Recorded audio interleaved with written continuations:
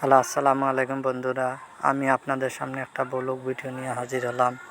তাই আপনারা ব্লগ ভিডিওটি দেখতে থাকুন। এইখানে দেখতেছেন যে আমি জুতা বাদ দিয়ে কোনো এক জায়গায় দিকে রওনা দিলাম। কোথায় দিলাম আপনারা দেখতে থাকুন। এই সামনে দেখতেছেন যে এইটা আমাদের কোম্পানির গেট। কোম্পানি গেট থেকে বাইরে এলাম। আর অবশেষে এইখানে চলে আমরা কাজ এলাম করি। মালয়েশিয়ার পাম বাগানে। আপনারা দেখতে থাকুন আজকের ব্লগ ভিডিওতে। আমরা মূলত মালয়েশিয়ার গ্রাম সাইডে থাকি। এখানে রাস্তাগুলো অনেক আঁকা বাঁকা রাস্তা। অবশেষে চলে এলাম মালয়েশিয়ার পাম বাগানে। তাই আপনাদেরকে পাম বাগান সম্পর্কে কিছু ধারণা দেওয়ার লেগে আজকের ব্লগ ভিডিওটি করছিলাম। মালয়েশিয়ার পাম বাগানে অনেকে বলেন মালয়েশিয়ার পাম বাগানে অনেক ধরনের সাপ এবং পশু পাখি থাকে।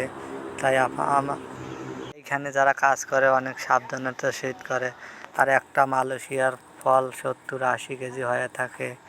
এইখানে কাজ অনেক কষ্ট। যারা মালয়েশিয়া পাম বাগানে কাজ করে তাদের অনেক কষ্ট হয়।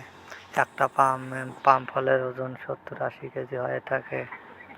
আমরা মালয়েশিয়ার গ্রাম সাইডে থাকি। এখানে বিশাল বড় পাম বাগান। মালয়েশিয়ার রাস্তাটি দেখেন, পাহাড়ি রাস্তা। এখানে চলাফেরা করে অনেক সাবধানতার সহিত চলাফেরা করা লাগে। দেখতেছেন আপনারা পাম ফলের গাছ। এখানে বিশাল বিশাল পাম ফল হয়।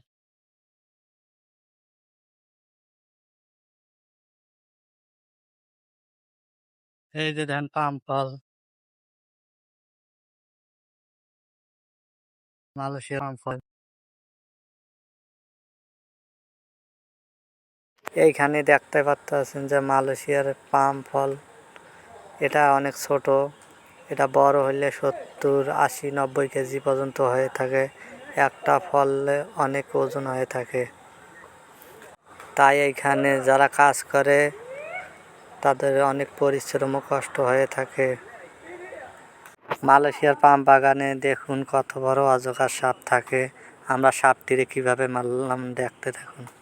এইখানে দেখতেছেন যে আমার দুই বন্ধু তারা কিভাবে সাপটিরে মাইরা লাড়াচাড়া করতেছে। তাদের ভয় এবং ডর কিছুই নাই। আমরা এখানে দুইটা অজগর সাপ মারলাম। আমার দুই বন্ধু এরা মূলত মায়ানমারের। তাদের ভেতরে ভয় এবং ডর বলতে কিছু নাই। অজগর সাপ দুইটা দেখতে যেমন লম্বা এমন মোটা মোটা।